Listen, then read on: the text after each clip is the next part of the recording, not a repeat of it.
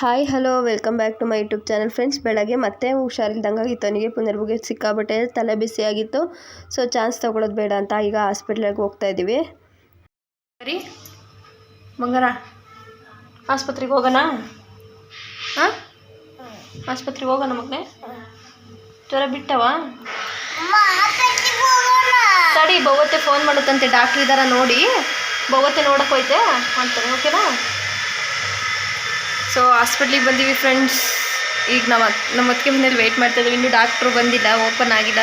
Time ಆಗೋಗ್ಬಿಟ್ಟಿತ್ತು 12 ಗಂಟೆ, ಆದರೂ ಬಂದಿಲ್ಲ ಇನ್ನು ಡಾಕ್ಟ್ರು ಬಂದಿಲ್ವಂತೆ ಬಂಗಾರ. ಮುದ್ದು, ಡಾಕ್ಟ್ರು ಬಂದಿಲ್ವಂತೆ ಇನ್ನೂ.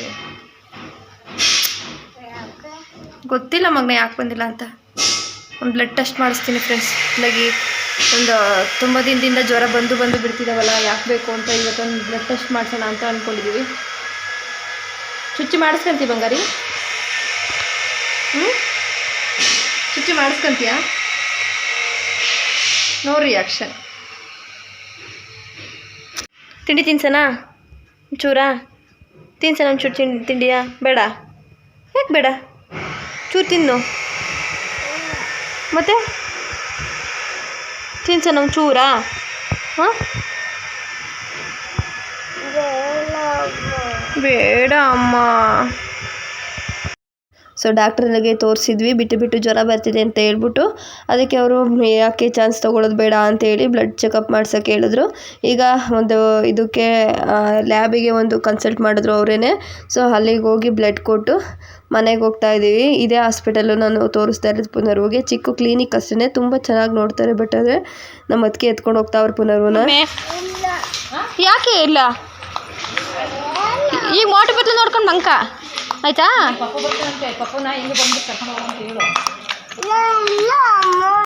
ಮುಟ್ಟಂಗಿಲ್ಲ ಅದೆಲ್ಲ, ಮುಟ್ಟಂಗಿಲ್ಲ.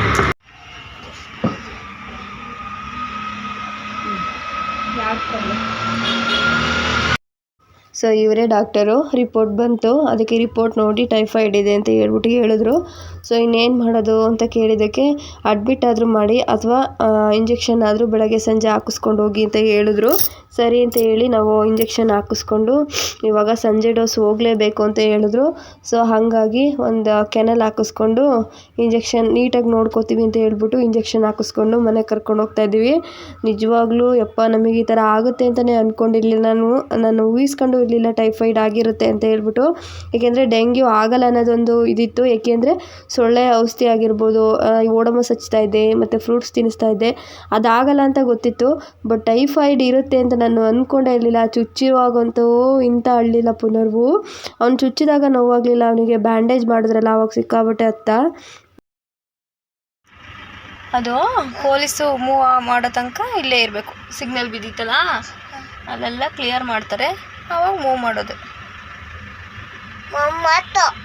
ಮೂವ್ ಆಯ್ತಾ?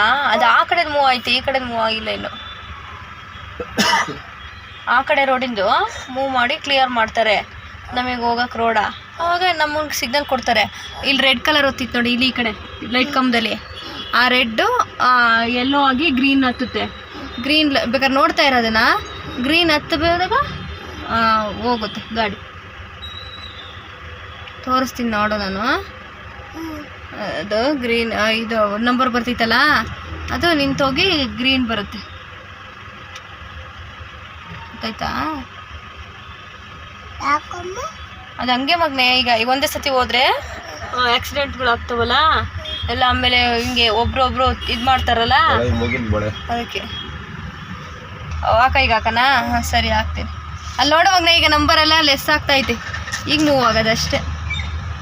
ಅಲ್ಲಿ ಈಗ 0 ಬರುತ್ತೆ ನೋಡು.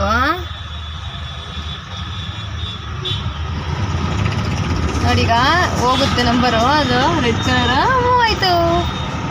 ಮುಗೀತು ನೋಡಿ ಈಗ ಸ್ವಲ್ಪ.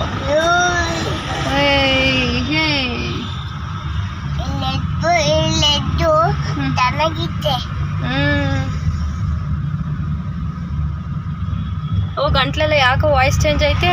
ಹೊತ್ತು ಗಂಟ್ಲು ಚೇಂಜ್ ಆಯ್ತಾ? ಇಲ್ಲ. ಮತ್ತೆ ಯಾಕೆ ಗಂಟ್ಲು ವಾಯ್ಸ್ ಚೇಂಜ್ ಆಗ್ಬಿಟ್ಟೈತೆ? ಮತ್ತೆ ವಾಯ್ಸ್ ಬೇರೆ ಥರ ಕೇಳಿಸ್ತೈತೆ. ಒಂದು ಕೆಮಿಕಲ್ ಅಮ್ಮ ಒಂದು ನನಗೆ ಏನೂ ಇಲ್ಲ. ಏನೂ ಆಗಿಲ್ವಾ? ಮುದ್ದು ಮಗ, ನನ್ನ ಮಗುಗೆ ಏನೂ ಆಗಿಲ್ಲ.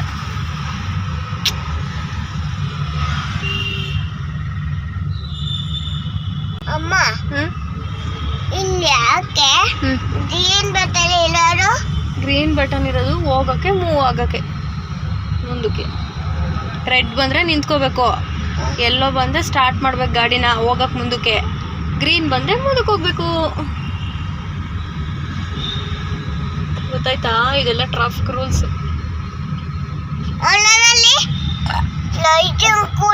ಲೈಟಿಂಗ್ಸ್ಗಳು ಮಗನೇ ಸೂಪರ್.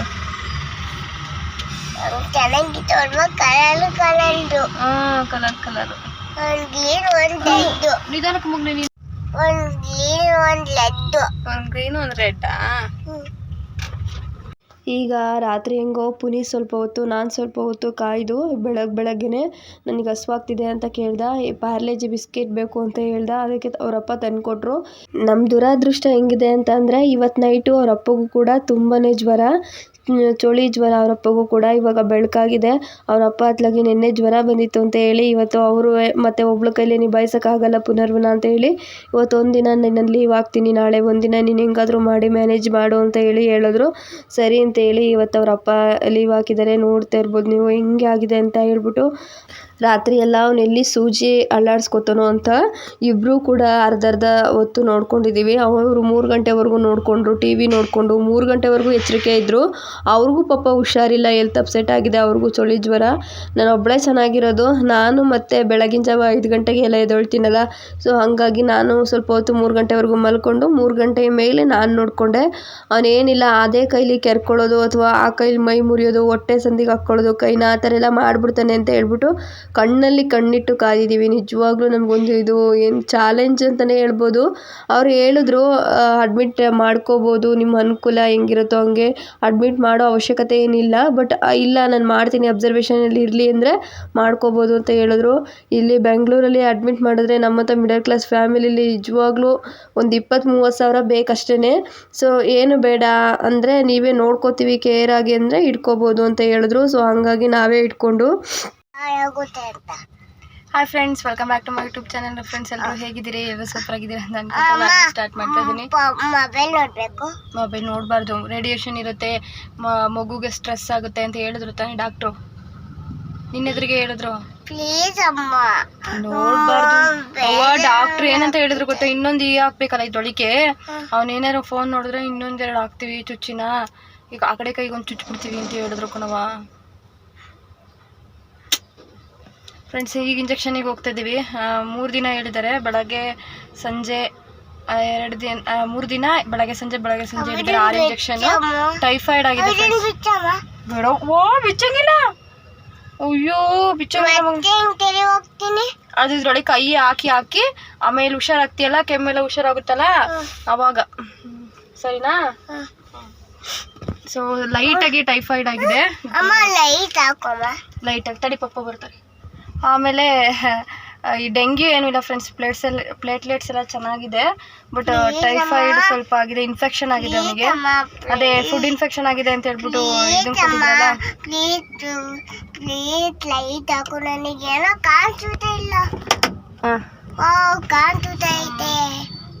ಹೇಳು ಫ್ರೆಂಡ್ಸ್ ಈಗ. ಫ್ರೆಂಡ್ಸ್ ನನಗೆ ಇಂಜೆಕ್ಷನ್ ಹಾಕ್ತಾರೆ ಅಂತ ತೋರಿಸಿ.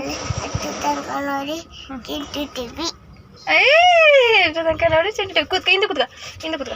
ಇದು ಚಿನ್ನ ಗಾಯ ನೋವಾಯ್ತಪ್ಪ, ಏನ್ ಮಾಡಿರವ ನಿಂಗೆ? ಹೇಳವ ಫ್ರೆಂಡ್ಸಿಗೆ ಡೀಟೇಲ್ ಆಗಿ. ಹೌದಾ, ನೋವಾಯ್ತಾ? ಇನ್ನು ಅವನಿಗೆ ತಿನ್ನೋಕ್ಕೆ ಇಡ್ಲಿ ಮತ್ತು ಕಿಚಡಿ, ದಾಲ್ ಕಿಚಡಿ ಈ ಥರದ್ದು ಹೇಳಿದ್ದಾರೆ. ಪೊಂಗಲ್ಲು ಸ್ವಲ್ಪ ಸಾಫ್ಟಾಗಿರೋದು ಹೇಳಿದ್ದಾರೆ. ರೊಟ್ಟಿ ಮತ್ತು ಚಪಾತಿ ಇಂಥವನ್ನೆಲ್ಲ ಕೊಡಬೇಡಿ ಅಂತ ಹೇಳಿದ್ದಾರೆ. ಉಪ್ಪಿಟ್ಟನ್ನು ಮಾಡಿದ್ದೆ, ಉಪ್ಪಿಟ್ಟು ತಿನ್ನಲಿಲ್ಲ ಅವನು. ಅದಕ್ಕೆ ಅವ್ರ ಪಪ್ಪ ಇಡ್ಲಿ ತೊಗೊಂಬಂದು ಕೊಟ್ಟರು. ಅದಕ್ಕೇ ತರೋಕ್ಕೆ ಅಂತಲೇ ಹೋಗಿದ್ರು. ಇವತ್ತು ಹೆಂಗೋ ಅವ್ರು ಇರ್ತಾರೆ, ನಿಭಾಯಿಸ್ಬಿಡ್ತೀನಿ, ನಾಳೆಯಿಂದ ಇರೋದು. ರಾತ್ರಿ ಅಂತೂ ತುಂಬಾ ಹಿಂಸೆ ಆಯಿತು ಪಾಪ. ನಿದ್ದೆ, ಅವರು ಸ್ವಲ್ಪ ನಿದ್ದೆಗೆಟ್ಟು ನಾನು ಸ್ವಲ್ಪ ನಿದ್ದೆಗೆಟ್ಟು ನೋಡ್ಕೊಂಡ್ವಿ. ಈಗ ಬೆಳಗ್ಗೆ ಇಂಜೆಕ್ಷನ್ ಆಯಿತು, ಬೆಳಗ್ಗೆ ಡೋಸ್ 1 ಕಂಪ್ಲೀಟ್ ಆಯಿತು. ನಿನ್ನೆ ನೈಟ್ 1 ಕೊಡಿಸಿದ್ದೀವಿ. ಇನ್ನು ನಾಳೆ ಇವತ್ತು ಸಂಜೆ ಒಂದಿದೆ, ನಾಳೆ 2 ಇದೆ, ಮತ್ತು ನಾಡಿದ್ದು 1 ಇದೆ. 6 ಇಂಜೆಕ್ಷನ್ ಹಾಕೋಕ್ಕೆ ಹೇಳಿರೋದು ಟೋಟಲು. ಸೊ ಇವನು ನೋಡ್ಕೊಳ್ಳೋದೇ ಒಂದು ದೊಡ್ಡ ಇದು ಚಾಲೆಂಜ್ ಅಂತಲೇ ಹೇಳ್ಬೋದು. ನೋಡಿ ಕೈಯಲ್ಲಿ ಸುಮ್ಮನೆ ಇರೋದಿಲ್ಲ, ನಾನು ಎಷ್ಟು ಹಿಡ್ಕೊಂಡ್ರು ನಿಜವಾಗ್ಲೂ ನನಗಂತೂ ಸಾಕಾಗೋಯ್ತು. ಮೊದಲೇ ಅವನಿಗೆ ಕೈ ಏನಾದ್ರು ಅಲ್ಲಾಡಿಸ್ಕೊಂಡ್ರೆ ಮತ್ತೆ ಚುಚ್ತಾರಲ್ಲ ಅನ್ನೋದೊಂದು ನೋವು, ಮತ್ತು ಅವನಿಗೆ ಇಂಜೆಕ್ಷನ್ ಕೊಡಬೇಕಾದ್ರೆ ಬ್ಲಡ್ ಫ್ಲಾಟ್ ಆಗಿತ್ತು ಅಮ್ಮ ಅಂತಿದ್ದ, ಅಂದರೆ ನೋವಾಗ್ತಾಯಿತ್ತು. ಸೊ ಇನ್ನು ಹಳೇದು ಆಗ್ತಾ ಸೂಜಿ ಸ್ವಲ್ಪ ನೋವಾಗುತ್ತೆ ಇಂಜೆಕ್ಷನ್ ಹಾಕ್ಬೇಕಾರೆ, ಯಾಕೆಂದರೆ ಒಳಗಡೆ ಸೂಜಿ ಹಳೇದಾಗ್ತಾ ಇರುತ್ತಲ್ಲ, ಬ್ಲಡ್ ಫ್ಲಾಟ್ ಆಗಿರುತ್ತೆ. ಸೊ ಹಂಗಾಗಿ ಅಪ್ಪ ನಿಜವಾಗ್ಲೂ ನೋಡ್ಕೊಂಡಿದ್ದಂತೂ ತುಂಬ ಕಷ್ಟ ಆಯಿತು. ಏನು ಶಂಕರ ಮಠ ಶೃಂಗೇರಿ ಮಠ ಕಡೆ ಇದು ಇದಾ ವಿದ್ಯಾನಂದ ಪ್ರಾರ್ಥನಾ ಮಂದಿರ.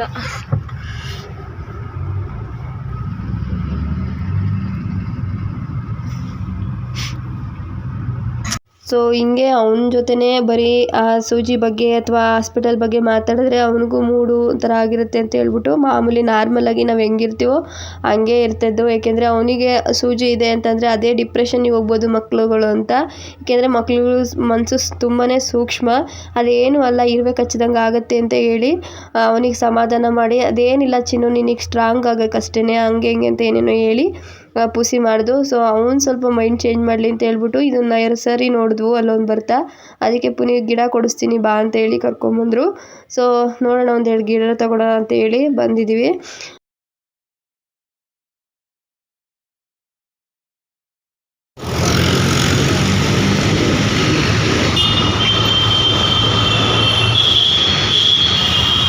ಇದು ವಿಳೆದೆಲೆ 600.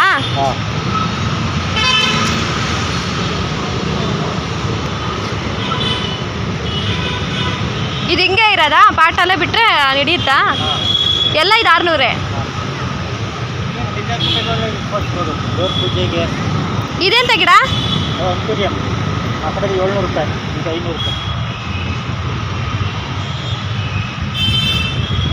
ಇದೇನು?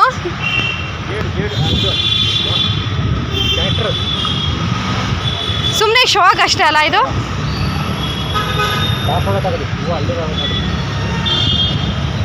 ಅಲ್ಲಿ ಆಚೆಲಿರೋದು ಅದು ಶೋ ಗಿಡ ಎಷ್ಟು? 1350. ಹಾಂ. ಸೆವೆಂತ್ಗೆ ಅದು 100 ರೂಪಾಯಿ, ಇದು 200 ರೂಪಾಯಿ.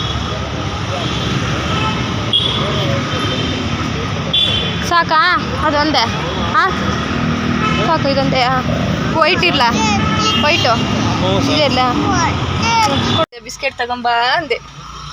ಇಲ್ಲ ನಾನು ಕೇಳ್ಕೊಂಡೆ. ಏನು ಕೇಳಿಸ್ಕೊಂಡೆ? ಏನು ಕೇಳಿಸ್ಕೊಂಡೆ?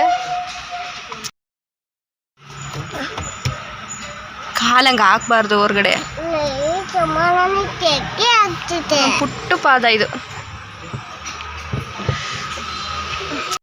ಎಲ್ಲಿದ್ದಾರೆ ಇಲ್ಲಿ ಪಪ್ಪ? ನಾನು ಗಾಡಿ ಓಡಿಸ್ತೀನಿ. ಅವ್ವ ನೀನು ಗಾಡಿ ಓಡಿಸ್ತೀಯಾ? ನೀನು ಡ್ರೈವರ್ ಆಗ್ಬೇಡ ಮಗನೆ, ಡಾಕ್ಟ್ರ್ ಆಗೋ ಮಗನೆ. ಡ್ರೈವರೇ ಆಗೋದು. ಎರಿಡಿಟಿ. ಇವಾಗ ಸಂಜೆ ಡೋಸಿಗೆ ಹೋಗ್ತಾ ಇದ್ದೀವಿ. ನೋಡ್ತಾ ಇರ್ಬೋದು ನೀವು, ಒಂದು ಮೊಬೈಲ್ ಹಿಡ್ಕೊಂಡಿದ್ದಾನೆ. ನಾವು ಎಷ್ಟು ಹೇಳಿದ್ರು ಕೇಳಲ್ಲ. ಎಷ್ಟು ಅಂದರೆ ನಿಜವಾಗ್ಲೂ ಎಲ್ಲಾದರೂ ಸಿಟ್ಟಲ್ಲಿ ಸೂಜಿ ಗೀಜಿ ಕಿತ್ತೆಸ್ತವನಲ್ವಾ ಅಂತ ಹೇಳ್ಬಿಟ್ಟು ಭಯ ಆಗುತ್ತೆ. ನಿಧಾನಕ್ಕೆ ನಾನು ಇಟ್ಕೊತೀನಿ ನೀನು ನೋಡೋ ಅಂತಂದ್ರೂ ಇಲ್ಲ, ಅವ್ನು ಕೇಳೋದೇ ಇಲ್ಲ ಮಾತನ್ನ.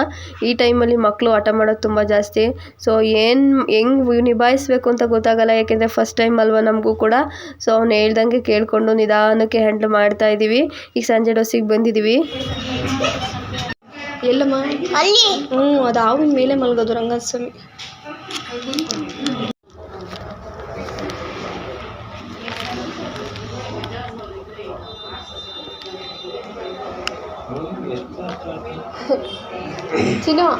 ಚಿನ್ನು ನೋ ಬಂಗಾರ. ಬ್ಲ್ಯಾಕ್ ಕಲರ್ ಎಷ್ಟು ಚೆನ್ನಾಗಿದೆ. ಸರಿ ಬಾ ನೋಡೋಣ.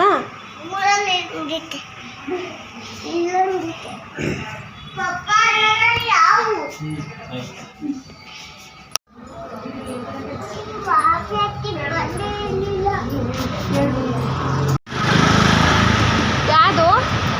ಹಾಂ ಗುಡ್. ಸೊ ಸಂಜೆ ಇಂಜೆಕ್ಷನ್ ಆಯಿತು. ಫ್ರೆಂಡ್ಸಿಗೆ ಹೇಳು ಏನೇನಾಯಿತು ಹಾಸ್ಪಿಟ್ಲಲ್ಲಿ ಅಂತ. ಫ್ರೆಂಡ್ಸಿಗೆ ಹೇಳು ಮಗನ ಏನೇನಾಯಿತು. ಅವ ಚೆನ್ನಾಗಿ ಮಾತಾಡ್ತಿದ್ದ ಸಿಸ್ಟ್ರೆಲ್ಲ. ನಿನ್ ಫ್ಯಾನ್ ಆಗ್ಬಿಟ್ಟವ್ರು ಅವರು. ಎಷ್ಟು ಚೆನ್ನಾಗಿ ಮಾತಾಡ್ಸಿದ್ರಲ್ಲ.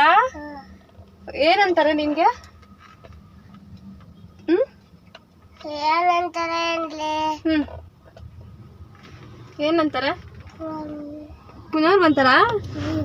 ಫುಲ್ ಸಿಸ್ಟರ್ಗಳೆಲ್ಲ ಫ್ಯಾನ್ ಆಗ್ಬಿಟ್ಟಿದ್ದಾರೆ ಫ್ರೆಂಡ್ಸ್ ನನ್ನ ಮಗುಗೆ ಅಲ್ವಾ ಕಂದ? ಇದೇ ನರ್ಸಿಂಗ್ ಹೋಮಲ್ಲಿ ತೋರಿಸಿದ್ವಿ ನಾವು. ಈಗ ಅವರಪ್ಪ ನಾಳೆ ಡೋಸ್ ತರಕ್ಕೆ ಹೋಗಿದ್ದಾರೆ. ನಾಳೆ ಇಂಜೆಕ್ಷನ್ ಇದೆಯಲ್ಲ. ಇಲ್ಲಮ್ಮ ಎಲ್ಲಿ ಕಾಣ್ತಾನೆ ಇಲ್ಲ ನಂಗೆ. ಹೋಯ್ತಾ ಕಡೆ. ಸೊ ನಾಳೆ ಇಂಜೆಕ್ಷನ್ ತರಕ್ಕೆ ಹೋಗಿದ್ದಾರೆ ಅವ್ರ ಪಪ್ಪ. ನಾಳೆ ಬೆಳಗ್ಗೆ ಒಂದು, ನಾಳೆ ಸಂಜೆ ಒಂದು, ಮತ್ತೆ ನಾಡಿದ್ದೊಂದಿದೆ.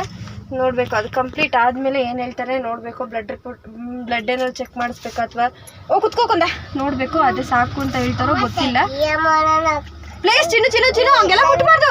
ಇವತ್ತು ಬೆಳಗ್ಗೆ ಈಗ ನೋವಾಯ್ತಲ್ಲ, ಇಂಜೆಕ್ಷನ್ ಕೊಡ್ಬೇಕಾರೆ ಹಂಗೆ ನಾಳೆ ಫುಲ್ ನೋವಾಗ್ಬಿಡುತ್ತೆ. ಆಮೇಲೆ ಇಂಜೆಕ್ಷನ್ ಅದು ಹಿಂಗೆ ಆಡುತ್ತೀಯಲ್ಲ ನೀನು, ಅದು ಸೂಜಿ ಒಳಗಡೆ ಅಳ್ಳಾಡುತ್ತಲ್ಲ, ಅವಾಗ ಬ್ಲಡ್ ಫ್ಲಾಟ್ ಆಗುತ್ತೆ.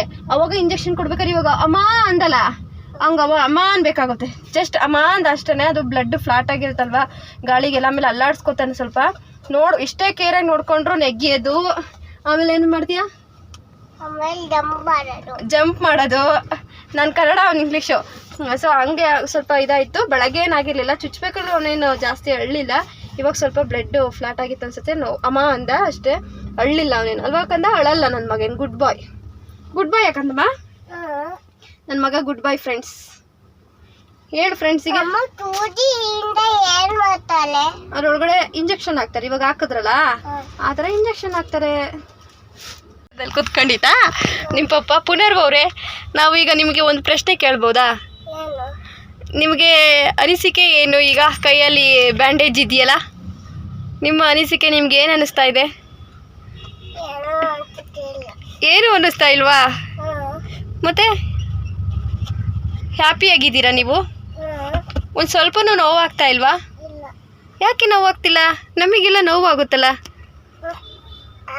ನಮಗೆಲ್ಲ ಆ ಥರ ಚುಚ್ಚಿದ್ರೆ ನೋವು ಆಗೋದು. ನಿಮಗೆ ನೋವಾಗ್ತಾ ಇಲ್ವಾ? ಯಾಕೆ ನೋವಾಗ್ತಾ ಇಲ್ಲ? ನೀವು ಗಾಡ್ ಮ್ಯಾನಾ? ಅವ್ವ ಕರೆಕ್ಟಾಗಿ ಕುತ್ಕೊಳ್ಳಿ, ಹಂಗೆ ಆಡಬಾರ್ದು. ಪುನರ್ವವ್ರೆ ನೀವೇನು ನೀವು? ಅಯ್ಯೋ ನೋ. ಎಲ್ಲಿ ಮುಂದೆ ಹಿಂದೆ ಕುತ್ಕೊ. ಇನ್ನೂ ಸ್ವಲ್ಪ ಮಂಕಣಂತೆ. ಹಿಂದೆ ಕುತ್ಕೊ, ಹಿಂದೆ. ಹಾಂ ಹೇಳಿ ಪುನರ್ವವ್ರೆ, ಈಗ ಎಲ್ಲಿಗೆ ಹೋಗ್ಬೇಕು ಮುಂದೆ? ಆಫೀಸ್ ಇದೆಯಾ? ನಿಮ್ಮ ಆಫೀಸಾ ನಿಮ್ಮ ಪಪ್ಪನ ಆಫೀಸಾ? ನಿಮ್ಮ ಆಫೀಸ್ ಎಲ್ಲಿ ಇರೋದು? ದೂರ ಇದೆಯಾ? ನೀವು ಎಂತ್ರಲ್ಲಿ ಹೋಗ್ತೀರಾ? ನಿನ್ನ ಗಾಡಿ ಇಲ್ಲ? ನಿಮಗೆ ಗಾಡಿ ಓಡ್ಸೋಕೆ ಬರುತ್ತಾ? ಹೌದಾ? ಡಿ ಎಲ್ ಇದೆಯಾ? ಗಾಡಿ ಓಡ್ಸೋಕೆ ಡಿ ಎಲ್ ಇದೆಯಾ? ಡಾಕ್ಯುಮೆಂಟ್ಸ್ ಇದೆಯಾ? ಇದತ್ತಾ? ಅಯ್ಯಪ್ಪ, ಇದೇನ್ರಪ್ಪ ಇದು? ನಮ್ಮ ಕ್ಯೂಟಿ ಬೇಬಿ ಗಾಡಿ ಓಡಿಸುತ್ತಂತೆ, ಡಿ ಎಲ್ ಡಾಕ್ಯುಮೆಂಟ್ಸ್ ಇದೆಯಂತೆ. ಬಂಗಾರಿ ಹೌದು.